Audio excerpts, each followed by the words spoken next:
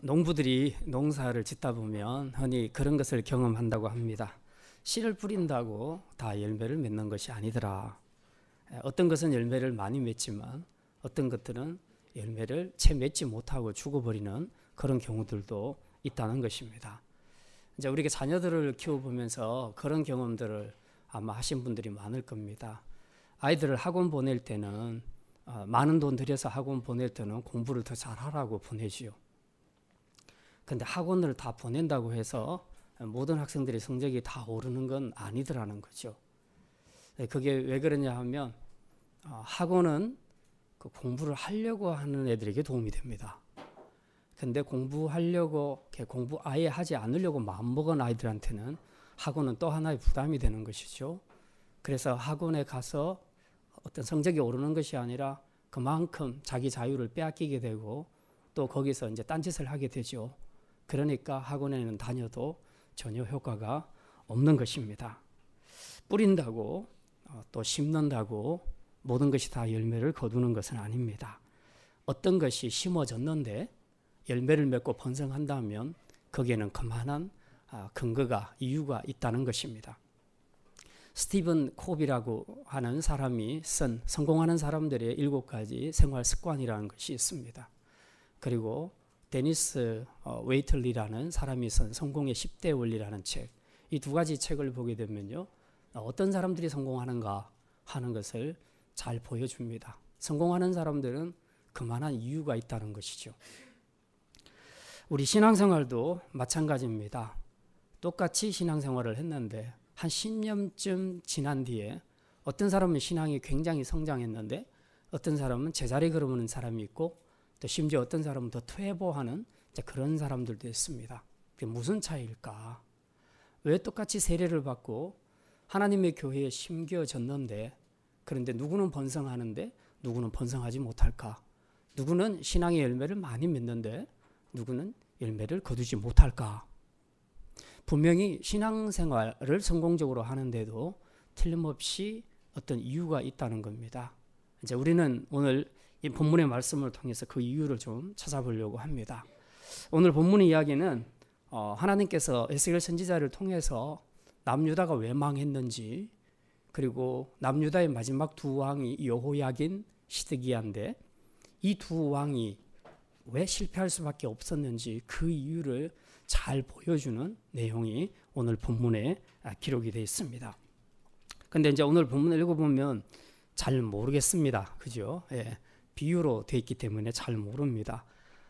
예레미야서도 그렇고 이사야서도 그렇고 또 오늘 본문에 본 에스겔서도 그렇지만 하나님께서 선지자를 사용하실 때에 그냥 요즘으로 하는 말로 하는 설교만 한 것이 아니라 퍼포먼스를 많이 사용하셨습니다.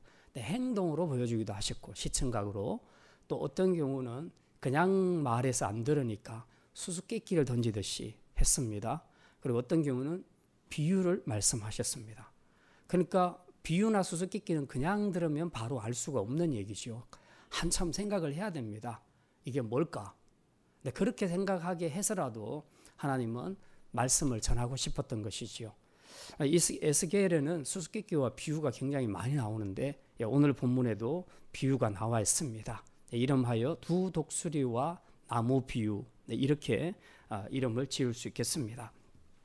자, 그런데 여기 10절에 보면 하나님께서 이제 이런 질문을 던집니다. 우리 10절 말씀, 이게 요절 말씀이기도 한데요. 10절 같이 읽겠습니다. 볼지어다 그것이 심어져서나 번성하겠느냐? 동풍에 부딪힐 때에 아주 마르지 아니하겠느냐? 그 자라든 두둑에서 마르리라 하셨다 하라. 두둑이란 것은 그 밭을 이야기하는 겁니다. 자, 이게 지금 이런 질문으로 하나님께서 던지셨지만 사실은 이게 오늘 이 비유의 결론이기도 합니다. 이것이 하나님이 주신 결론의 해답이라는 겁니다. 대체 왜 씨가 심어졌는데 번성하지 못하냐? 왜 씨가 심어졌는데 열매를 맺지 못하냐? 자라지 못하냐? 이건 굉장히 궁금한 이야기입니다. 그래서 우리가 오늘은 왜 우리 신앙이 심어졌는데 번성하지 못하는지 그 이유를 오늘 본문의 남유다의 마지막 두 왕 여호야긴과 시드기야 왕의 실패를 통해서 우리가 함께 그 이유를 찾아보려고 합니다. 예, 두 가지 말씀 생각합니다. 첫째는 하나님의 뜻을 깨닫지 못하는 영적 불감증과 교만 때문입니다. 한번 따라합시다. 하나님의 뜻을 깨닫지 못하는 영적 불감증과 교만 때문입니다. 예, 이제 오늘 말씀을 우리가 그 이유를 찾아볼 건데요. 먼저 본문을 우리가 읽었지만 내용을 잘 모르겠습니다. 이게 무슨 뜻인지 그걸 먼저 제가 잠깐 설명을 해드리겠습니다. 자, 오늘 본문에 보면요, 3절부터 보면 이제 쭉 10절까지의 두 마리의 독수리가 나옵니다. 3절, 4절에서는 첫 번째 독수리가 나오는데요. 이 첫 번째 독수리는 좀 특이합니다. 우리 3절과 4절 같이 한번 읽겠습니다. 여호와께서 이같이 말씀하여 이르시되 색깔이 화려하고 날개가 크고 깃이 길고 털이 숱한 큰 독수리가 레바논에 이르러 백향목 높은 가지를 꺾되 그 연한 가지 끝을 꺾어 가지고 장사하는 땅에 이르러 상인의 성읍에 두고. 여기 이제 두 마리 독수리 중에 첫 번째 독수리에 대한 설명을 하고 있는데 이 독수리에 대한 설명이 굉장히 많습니다. 색깔이 어떻다고요? 화려하다. 날개는 크다. 깃은 길다. 털이 많다. 자, 이제 그 독수리라는 것은 일반적으로 새들의 왕이라고 그렇게 얘기하죠. 그런데 그 새들 독수리 중에서도 가장 큰 독수리를 지금 묘사하는데 그 독수리가 여기 보니까 색깔이 화려하다. 날개가 크고 깃이 길다, 털이 많다 이렇게 표현합니다. 자, 이게 무슨 뜻이냐 하면 당시 모든 열방의 중에서 최고 왕으로 자처하는 나라가 바로 바벨론이었습니다. 그 독수리의 위용을 자랑하는 그 바벨론의 왕이 바로 느부갓네살이라는 겁니다. 지금 이 첫 번째 독수리는 느부갓네살을 가리키고 있습니다. 자, 그런데 그 색깔이 화려하다는 것은 관습이 다양한 여러 민족을 지금 통치하고 있다, 거느리고 있다 하는 그런 뜻이고요. 또 날개가 크고 깃이 길다. 날개가 굉장히 큰 독수리입니다. 그러니까 한번 휘저으면 엄청 올라가게 되고 이걸로 굉장히 많은 것을 품을 수 있는데 날개가 크고 깃이 길다 했으니까 지금 이 느부갓네살의 권세가 강력해서 아주 넓은 지역을 통치하고 있다 하는 그런 의미입니다. 그 다음에 여기 털이 숱하다, 털이 많다는 얘기인데요. 그것은 그가 거느린 군대의 수가 엄청나게 많다 하는 것을 뜻합니다. 그러니까 지금 바벨론의 느부갓네살의 그 권세와 힘과 그 위용이 얼마나 대단한가 하는 것을 이 독수리의 묘사를 통해서 보여주고 있습니다. 근데 이 큰 독수리가 뭘 한다고 합니까? 3절 하반절에 보니까 레바논에 이르러 백향목 높은 가지를 꺾었다. 그렇게 말합니다. 이 독수리가 날아가서 레바논에는 백향목이 굉장히 유명하잖아요. 아주 크고 튼실한 나무입니다. 그 나무에 가서 가지를 꺾었다는 겁니다. 가지를. 지금 여기서 말하는 이 가지를 꺾었다는 것은 실제로 레바논에 가서 독수리가 느부갓네살이 가지를 꺾었다는 얘기가 아니고 남유다 왕국의 왕궁이 그 백향목으로 지어졌습니다. 레바논에서 수입한 백향목으로 멋지게 지어졌습니다. 자, 그런데 그 백향목의 가지라고 그렇게 얘기합니다. 그게 바로 왕을 이야기하는 것이죠. 가지를 꺾었다 했으니 왕을 폐위시켰다 하는 말입니다. 그리고 4절에 보면 거기에 연한 가지 끝, 가지를 꺾는데 연한 가지 끝을 꺾었다, 가지의 끝을 꺾었다 하는 걸 보니까 이스라엘의 왕들 중에 맨 마지막 왕의 가지를 꺾었다, 무너뜨렸다 하는 것을 지금 이야기하고 있습니다. 남유다의 맨 마지막 왕 두 왕은 여호야긴과 그리고 시드기야입니다. 자, 바벨론의 느부갓네살이 이 두 왕을 차례로 폐위시키는 일이 나타나는데요. 4절에 보니까 이 꺾은 가지를 가지고 어디로 가냐 하면 장사하는 땅에 이르렀더라. 이게 바로 이제 당시에 그 무역을 통해서 엄청난 부를 획득하고 있는 바벨론을 이야기합니다. 그래서 이 왕이 바벨론으로 끌려갔다. 이건 여호야긴 왕을 가리킵니다. 그래서 그 성읍에 두었다. 그 이야기를 하죠. 또 5절에 보면요. 또 그 땅의 종자를 꺾어 옥토에 심되 소양버들 가지처럼 큰 물가에 심더니 그 땅의 종자란 것은 여호야긴을 폐위하고 그 다음에 왕위에 오른 시드기야 왕을 가리킵니다. 그러니까 여호야긴은 포로로 잡아서 바벨론에 갖다 놓고 그 다음에 유다 땅에는 그 땅의 종자, 즉 유다 땅에는 지금 시드기야 왕을 왕위에 세웠다는 거죠. 자, 옥토에 심고 큰 물가에 심었다는 것은 이제 비록 남유다가 망해가는 상황에 있지만 시드기야가 바벨론이 그를 왕위에 세워줬으니까 바벨론과 언약을 맺고 이제 그 언약을 따라 바벨론을 충성스럽게 잘 섬기면 비록 한정적이긴 하지만 번영과 안정을 누리게 될 것이다. 이게 바로 큰 물가 옥토에 시드기야가 심겨졌다 하는 그런 의미입니다. 이제 그것을 보충하는 내용이 6절에 기록이 되어 있는데요. 네, 6절 말씀 우리 같이 읽겠습니다. 그것이 자라면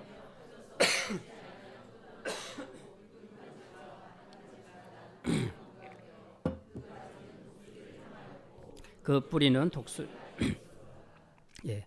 시드기야 왕이 바벨론과 언약을 잘 지키면 유다가 얼마간은 번영하게 될 것이다. 그런데 여기 보니까 그 포도나무가 높지 않더라. 낮은 포도나무더라. 그렇게 얘기합니다.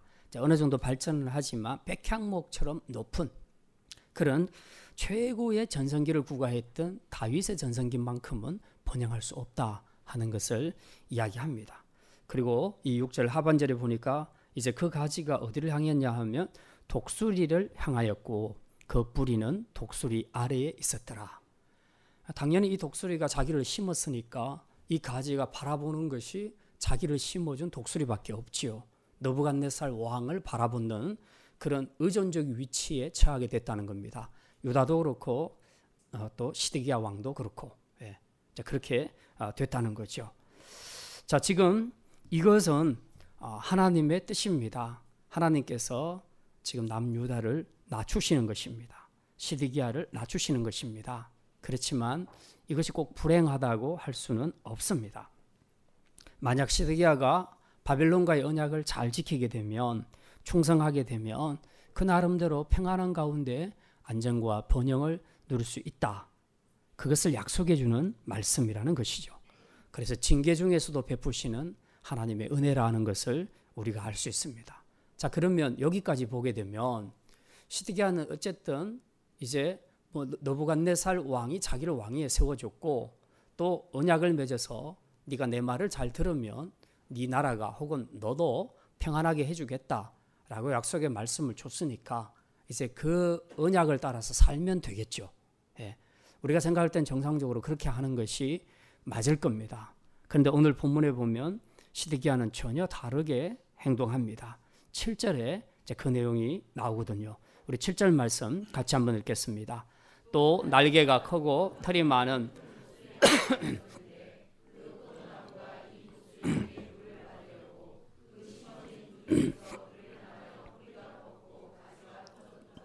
예, 여기 보면 두 번째 독수리가 출현하는데요. 예, 이 독수리에 대한 묘사는 첫 번째 독수리 묘사하고 조금 다릅니다. 예, 같은 것은 뭐냐 하면 날개가 크다, 털이 많다는 것은 같은데 없는 것이 있죠. 뭡니까? 색깔이 화려하다는 것이 없고 깃이 길다는 말이 없습니다. 무슨 말이냐 하면 이게 지금 두 번째 독수리가 애굽을 가리키는데요. 이 애굽은 바벨론의 필자를 갈 만한 힘을 가진 나라인 것은 틀림없지만 바벨론만큼은 강하지 않다 하는 것을 보여주는 것이 바로 이 두 번째 독수리에 대한 묘사입니다. 자, 그런데 이 포도나무가 8절에 보면 포도나무가 이제 이 7절에 이 포도나무가 독수리에게 물을 받으려고 두 번째 독수리에게 물을 받으려고 그 심어진 두둑에서 그를 향하고 뿌리를 뻗고 가지가 퍼졌다 그렇게 말합니다. 이 포도나무가 누굽니까? 시드기야 왕을 가리킵니다. 느부갓네살이 세웠던 시드기야가 첫 번째 독수리를 바라봐야 되는데 두 번째 출현한 독수리를 바라보더라는 거죠. 바라보면서 그에게서 물을 받으려고 그 가지를 뻗고 뿌리도 그에게 뻗었다. 그렇게 이야기하고 있습니다. 이 말은 이제 시드기야 왕이 바벨론을 배반하고 그 애굽과 손을 잡게 될 것을 말하고 있습니다. 그래서 실제로 BC 589년에 이 시드기야 왕이 애국과 조약을 맺게 되고요. 그래서 연합해서 우리 한번 바벨론에 한번 대항해보자 하고 이제 연합을 구축하게 됩니다. 이제 바로 이 내용에 대해서 이야기하는 것이 7절에 있는 내용입니다. 근데 하나님의 뜻은 어디 있었냐 하면 너희는 애굽을 섬기면 안 된다는 것이었습니다. 너희는 바벨론을 섬겨야 된다. 비록 너희가 죄 때문에 내가 바벨론을 들어서 너희를 치기는 하지만 이거는 내가 너희들에게 주는 징계의 매니까 너희가 여기까지는 맞아야 되겠다. 그러나 내가 너희를 죽이려고 하는 게 아니다. 이제 이 매를 든 후에 너희를 회복시킬 것이다. 그러니 너희가 사는 길은 이제는 내 뜻을 따라서 바벨론만을 잘 섬겨라.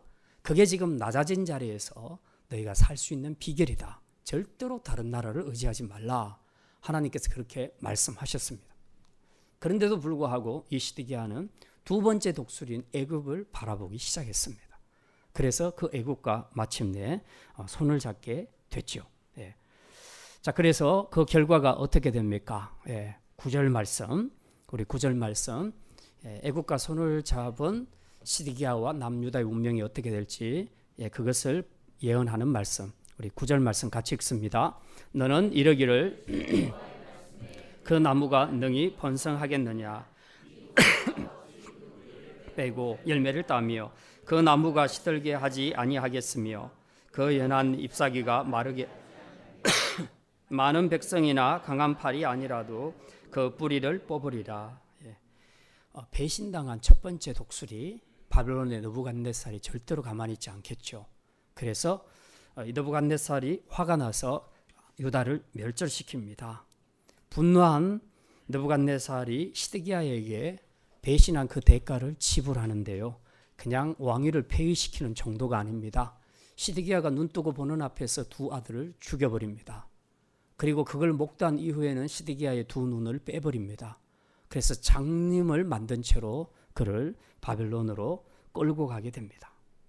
이렇게 해서 시드기야도 왕위가 완전히 패해서 끝나게 되고 그것과 함께 남유다도 완전히 남유다 왕조도 여기서 끝을 맺게 되지요.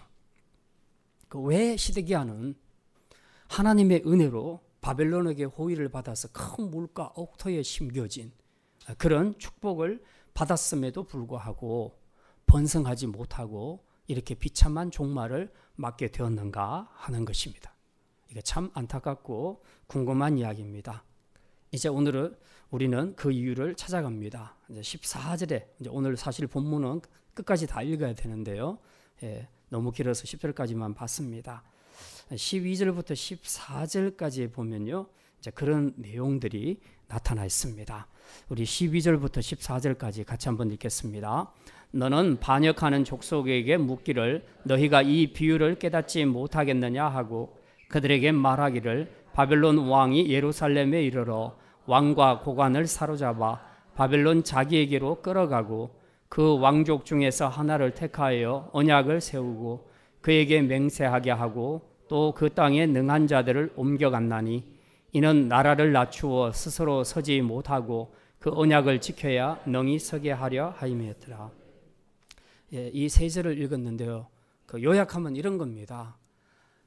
그 시드기야 왕이 붙잡혀가고 물론 요기야긴도 마찬가지고 고관들까지 다 붙잡혀갔습니다. 나라는 망했습니다. 말하자면 이렇게 된 이유가 뭐냐? 14절에 확실하게 밝히고 있는 것처럼 하나님의 의도는 남유다를 낮추어서 스스로 서지 못하게 하겠다는 것입니다. 그리고 이제는 하나님과 맺은 그 언약을 지켜야만 살 수 있도록 하는 것이 남유다를 향한 하나님의 뜻이었다는 것입니다. 낮춘다는 거죠. 먼저 남유다를 낮추는 것이 하나님의 의도였다는 것입니다. 사람은 낮아지지 않으면 잘 깨닫지를 못합니다. 낮아질 때 많은 것을 상실하고 잃어버렸을 때 비로소 자기란 존재에 대해서 생각을 하게 됩니다. 내가 왜 이런 신세가 되었을까? 이제 여러 가지 반성을 하게 되는 것이죠. 아마도 요즘 대한항공 사건이나 아시아나 항공 사건은 정말 저들이 깨어 있다면 이 일을 통해서 뭘 깨달아야 될지 그 오너들이 분명히 반성을 해야 할 것입니다. 하나님의 뜻은 특별히 자기 백성을 향한 이 징계를 통해서 하나님이 원하시는 뜻은 그냥 낮춰서 멸망시키려는 것이 하나님의 뜻이 아니고요. 일시적으로 낮춤으로써 자기를 돌아보게 하는 겁니다. 자기의 죄가 무엇인지, 부족함이 무엇인지, 이를 통해서 하나님께서 나에게 뭘 말씀하시려고 하시는지 그것을 깨닫게 하기 위해서 낮추시는 겁니다. 사람이 잘 나가면, 늘 성공하면 자기를 못 돌아봅니다. 항상 그 승리에 도취해서 살아가기 때문에 교만하게 살 수밖에 없습니다. 그래서 하나님은 종종 우리를 낮추십니다. 죄 때문에도 낮추시고 또 필요에 의해서도 하나님께서 우리를 낮추시기도 한다는 것입니다. 이게 남유다를 향한 하나님의 뜻이었습니다. 그런데 시드기야는 이걸 깨닫지를 못했습니다. 죄를 지어서 하나님께 매맞는 것인데 죄에 대한 회개가 없습니다. 낮아졌으면, 비참해졌으면 자기 죄를 돌아보고 회개를 해야 되는데 회개를 하지도 않습니다. 오히려 이렇게 낮아진 것을 굉장히 수치스럽게 생각했다는 겁니다. 하나님이 선택한 백성, 이 선민사상을 가지고 있는 우리가 어떻게 바벨론을 섬기는 신화국가로 전락할 수 있겠는가, 이런 수치심만 생각하면서 어떻게 하면은 여기서 벗어날 수 있을까, 그것만 생각했다는 겁니다. 지금도 대한항공이나 아시아나항공이 진짜 본질적인 자신들의 문제를 돌아보고 고치지 않고 이것을 그냥 피하게만 하려고 생각한다면 영원히 답이 없는 것이죠. 지금 이 시드기야 왕이 그래서 생각한 것이 뭐냐, 애굽과 손을 잡고 바벨론을 한번 쳐보자 하는 그 생각을 하게 된 것입니다. 그러니까 징계 중에서도 하나님의 뜻을 깨닫지 못하고 자신의 자존심만 생각하고 자기 중심적인 태도, 또 자기 죄를 깨닫지 못하는 영적인 불감증과 교만함, 바로 이것이 시드기야가 실패한 원인이었다고 오늘 성경은 그렇게 말하고 있습니다. 사람은 누구라도 죄를 지을 수 있습니다. 우리 중에 죄 안 짓고 사는 사람은 없습니다. 그러나 중요한 것은 죄로 인해서 하나님께서 우리에게 징계의 매를 드실 때, 혹은 우리를 낮추실 때에 우리가 취해야 될 태도가 무엇인가 하는 것입니다. 정직하게 자기의 자신을 돌아보고 회개하는 태도가 필요합니다. 우리에게 문제는 죄를 짓는 것이 아니고요, 그 죄에 대해서 하나님이 우리에게 매를 드실 때 혹은 낮추실 때 우리가 어떻게 반응하는가 하는 이것이 더 중요하다는 것입니다. 우리가 잘 아는 것처럼 다윗은 범해서는 안 될 우리의 아내를 범했습니다. 그래서 이 불륜 때문에 나단 선지자로부터 큰 책망을 들었습니다. 그때 다윗은 하나님 앞에 바로 그 자리에서 무릎을 꿇고 회개했습니다. 그리고 불륜으로 인해서 태어나게 될 그 아기, 태어난 그 아기가 이제 하나님께서 죽이시려고 작정하십니다. 이 불륜의 씨를 남겨둘 수 없다. 그래서 하나님께서 그 아이를 죽이십니다. 그런데 죽이기 전까지 다윗은 하나님 앞에 엎드려, 성경에 보니까 시편에는 침상이 뜨도록 하나님 앞에 회개의 기도를 올려드립니다. 그리고 그 아들 살려달라고 하나님 앞에 그렇게 기도하지요. 바로 이게 지금 죄를 지은 하나님의 백성들이 보여야 할 태도입니다. 하나님이 매를 드실 때에 정직하게 하나님 앞에 고백하고 회개하고 살려달라고 나가는 것이, 그것이 우리 성도들이 취해야 할 태도라는 것입니다. 더구나 다윗은 지금 그렇게 하나님 앞에 금식하면서 아들을 살려달라고 기도했음에도 불구하고 하나님께서 그 아들을 데려가 버리시죠. 그런 하나님의 태도 앞에 다윗은 어떻게 반응합니까? 담담하게 받아들입니다. 그리고 금식을 풀고 그때부터 밥을 먹기 시작합니다. 참 이해할 수 없는 태도라고 신하들이 말하지만 다윗은 그렇게 말합니다. 이게 하나님의 뜻이라면 나는 수용해야 된다. 그렇게 생각한 거죠. 결국 하나님의 주권적인 섭리 앞에 모든 것을 완전히 인정하고 맡겨드리는 이 태도, 이것이 바로 우리 성도들이 하나님 앞에 가져야 할 태도라는 것을 우리는 기억해야 합니다. 죄인된 우리는 할 말이 없는 것이고, 하나님이 무엇을 어떻게 하시든지 간에 우리는 그분의 말씀과 또 그분이 내리신 결과 앞에 우리는 아멘하고 순종하고 받아들여야 하는 것입니다. 다만 우리가 이렇게 받아도 문제가 되지 않는 것은 하나님은 절대로 우리를 죽이시려고 하시는 분이 아니라는 겁니다. 오히려 이런 일들을 통해서 하나님은 우리를 더 성장시키시고 변화시키시고, 그리고 무엇보다도 우리가 하나님 앞에서 이제 다시금 회복될 수 있도록 하나님이 그걸 원하시는 겁니다. 우리가 낮은 자리에 갔을 때에 하나님은 우리가 어떻게 반응하는가 하는 것도 보고 싶어 하십니다. 그냥 뭘 가졌을 때는 감사하는데 잃었을 때는 그때부터 막 하나님을 향한 원망과 불평 막 이런 것들을 쏟아내면 그 사람의 믿음이 진짜 믿음이었는가?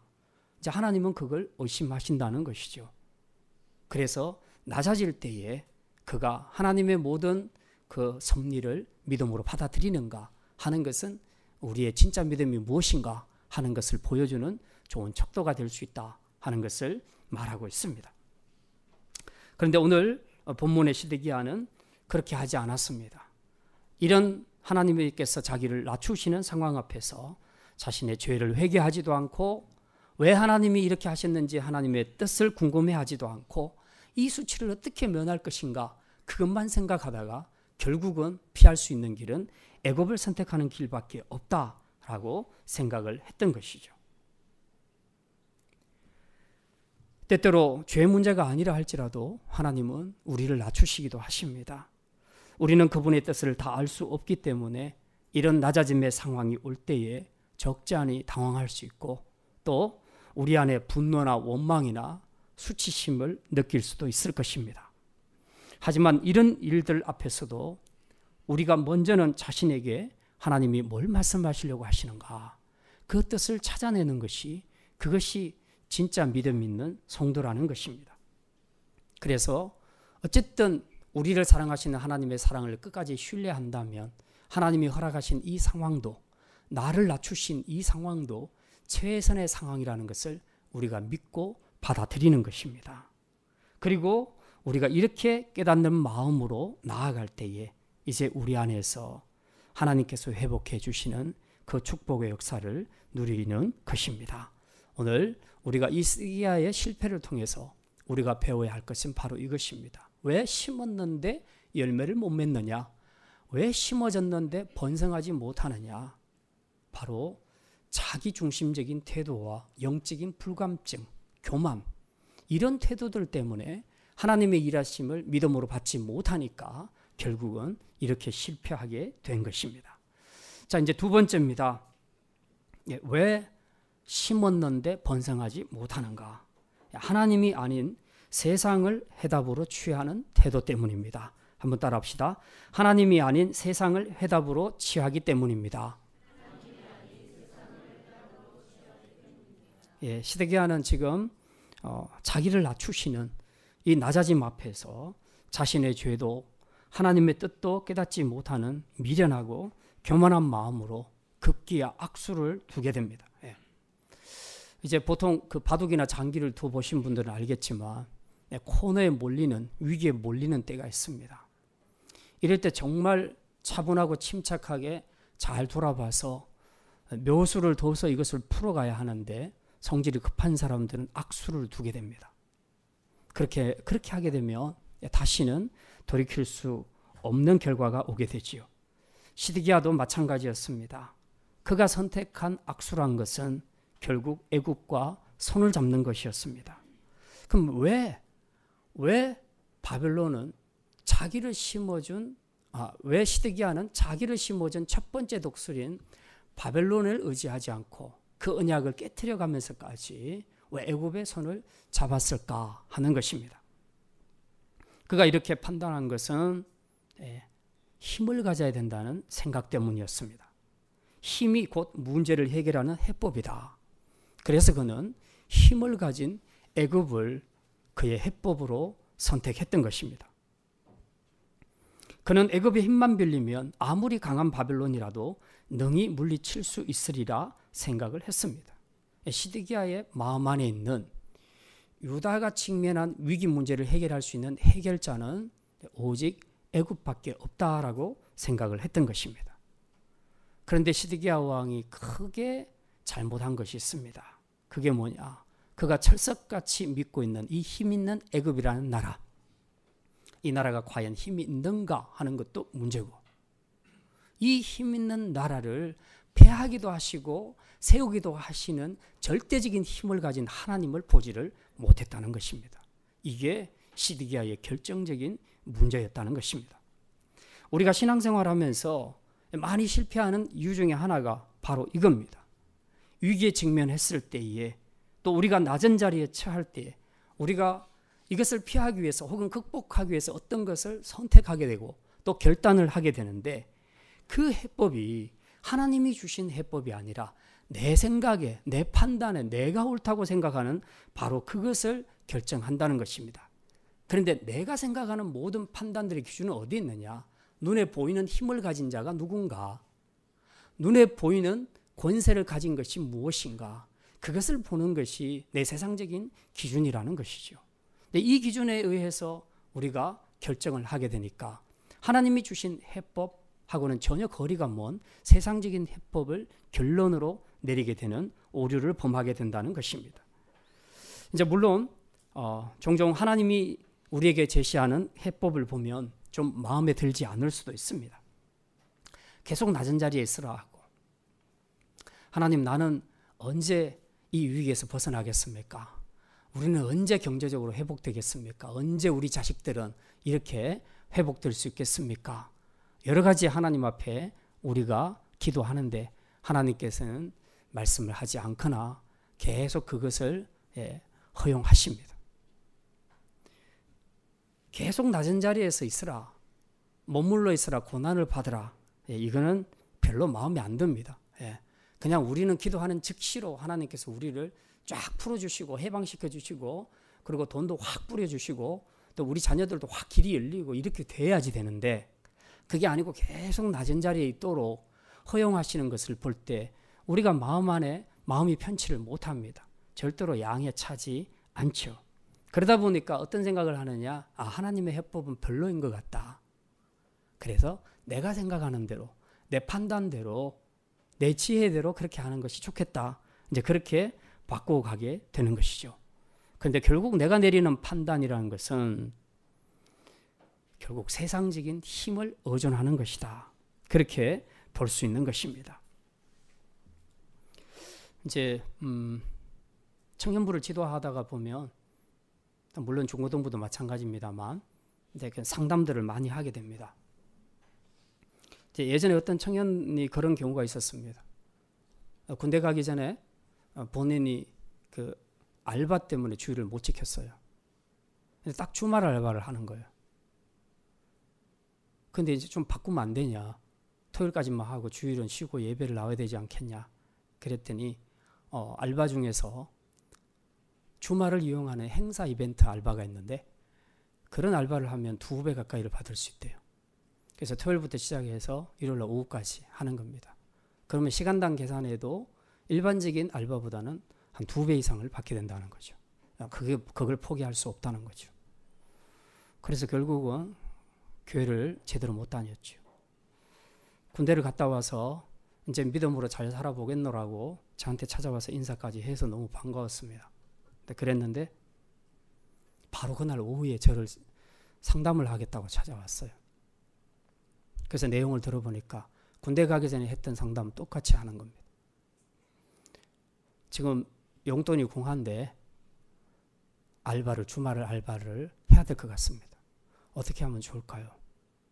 답은 너한테 달렸다.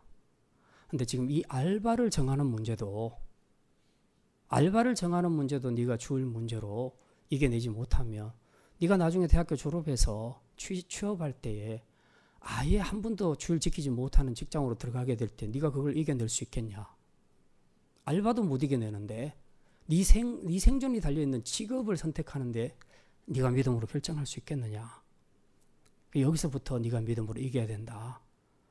조금 더 절약을 하고 주말까지만 하고 주일날은 예배 드릴 수 있도록 해라. 결국은 자기 생각대로 가더라고요. 도대체 무엇이 믿음인가? 참 여러 가지로 많은 생각을 하게 됩니다. 물론 본인은 간절했겠죠. 용돈이 간절했겠죠. 근데 이제 그런 식으로 이야기할 것 같으면 우리는 전부 다 주일날 그냥 하루도 빠지지 않고 다 직장에 다니는 직장 선택해도 아무도 말 못하는 겁니다.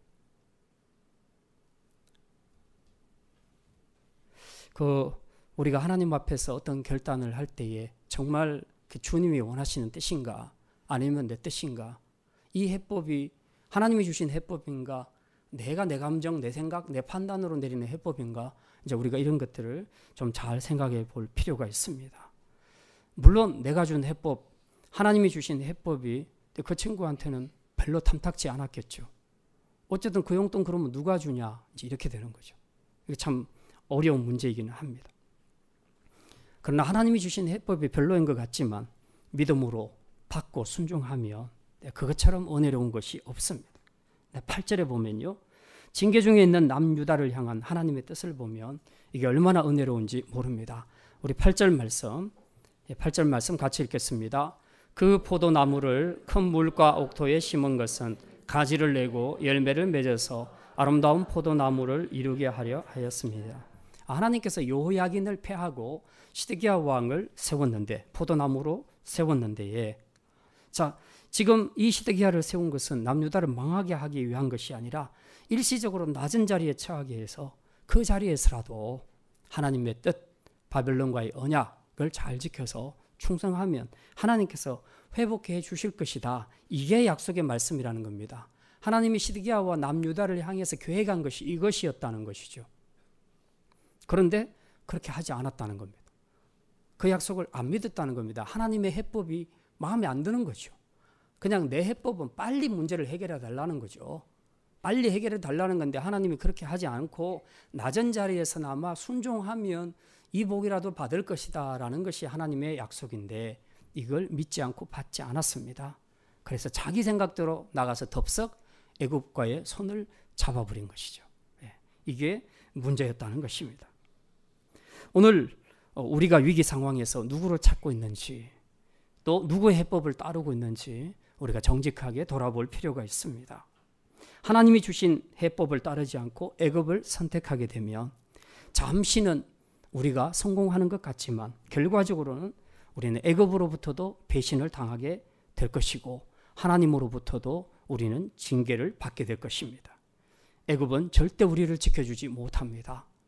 세상은 절대로 우리에게 영생을 약속해 주지 못합니다.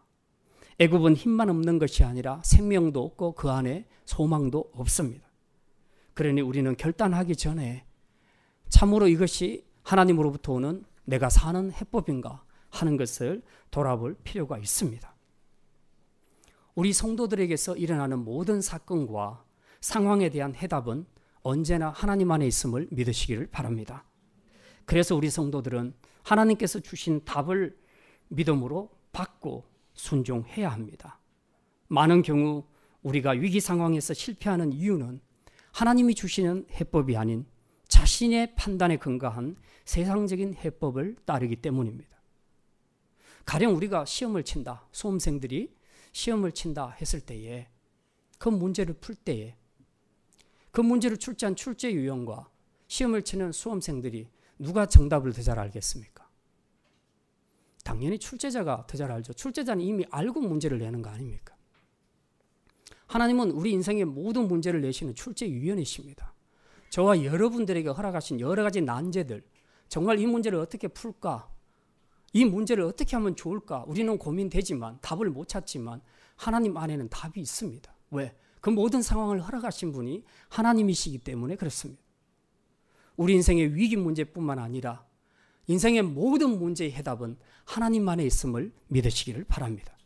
그래서 우리가 문제가 생기면 하나님 앞에 나아가라는 거죠. 하나님 앞에 답이 있으니 어쨌든 내 인생이 책임지시고 내 인생의 이 상황을 허락하셨으니 여기에 대한 답도 하나님이 가지고 계실 것이다. 이 믿음을 가지고 우리가 하나님 안에 있는 해법을 찾기 위해서는 하나님 앞에 나아가야 하는 겁니다. 하나님 앞에 기도해야 하는 것입니다. 바로 이렇게 찾을 때, 믿음으로 찾을 때 그는 하나님이 주신 해법을 가지고 이제 심어진 정도가 아니라 나중에는 열매를 많이 맺고 번성하게 되는 축복을 누리게 된다는 사실입니다. 이제 말씀을 마칩니다. 씨를 뿌렸다고 다 열매 맺는 것은 아닙니다. 심겨졌으나 번성하지 못하는 나무들도 많이 있습니다. 왜 그렇습니까? 이유는 명백합니다. 하나님의 뜻을 깨닫지 못하고 반성하지 않는 자기중심적인 태도와 영적 불감증 그리고 교만 때문입니다. 또 하나, 하나님이 아닌 세상을 답으로 여기는 바로 이 태도가 우리를 믿음 안에서 번성하게 하지 못하는 이유라는 사실입니다. 저와 여러분은 이미 세례를 받았고 하나님의 교회에 심겨진 영적인 축복의 나무임을 믿습니다. 그런데 우리가 심겨지기는 했는데 왜 우리가 번성하지 못하느냐, 왜 열매를 맺지 못하느냐 하는 것은 우리 몫입니다. 하나님이 심어주셨으면 저절로 자라는 것이 아니라 분명히 우리가 나를 심어준 그분을 바라봐야 하는 겁니다. 그분과 교제를 이루어가야 하는 겁니다. 요한복음 15장에서 말하는 포도나무 비유처럼 우리가 그분에게 가지로서 붙어 있을 때에 이제 그분을 통해서 우리가 영양분을 공급받게 되고 자라게 되고 풍성한 열매를 맺게 되는 것입니다. 그러므로 우리가 어쨌든 심어졌다고 다 번성하는 것은 아니다. 이것을 우리가 생각하면서 이제부터 우리의 영적인 성장을 방해하는 내 안에 있는 모든 영적인 불감증과 자기중심적인 태도와 그리고 교만을 다 내어버리고 또 해답이 아닌 세상의 애굽을 취하는 우리의 태도를 다 벗어버리고 오직 하나님 안에서 해답을 찾을 때에 저와 여러분은 심겨진 상태가 아니라 풍성한 열매를 먹고 번성하는 나무로 자라갈 줄 믿습니다. 이 믿음으로 하나님의 회복과 축복을 풍성하게 누리는 번성한 포도나무로 서가시기를 주님의 이름으로 축원합니다. 기도합니다. 하나님, 우리 죄로 인해 죽을 영혼들이지만 예수 그리스도 안에서 죄사함 받고 큰 물과 옥토에 심겨지게 하심을 감사드립니다. 하지만 심겨졌다고 다 번성한 것이 아님을 오늘 시드기야 왕을 통해서 깨닫습니다. 때로 우리가 주님 앞에 범죄했을지라도 낮아진 자리에서도 자신을 돌아보고 나를 향한 주님의 뜻을 깨달아 알게 하셔서 내 영적인 자만과 불감증 대신 주의 선한 뜻 앞에 무릎을 꿇고 감사하며 살아가는 성도들 되게 하여 주시옵소서. 또한 어떤 어려운 위기 상황 속에서도 우리의 인생은 우리 안에 있는 것이 아니라 애굽에 있는 것이 아니라 우리 인생의 문제를 출제하신 하나님 안에 있음을 믿고 그분에게 답을 구하는 지혜로운 믿음의 성도들, 기도자들이 되게 하여 주시옵소서. 그래서 언제나 물과 옥토에 심겨진 포도나무로 주님을 향해 뿌리를 내리고 주님 안에 거함으로 풍성한 결실 많이 맺고 번성케 되는 축복 누리는 우리 복된 성도들 되게 하여 주시옵소서. 감사드리며 이 모든 말씀 우리 주 예수 그리스도의 이름으로 기도드립니다. 아멘.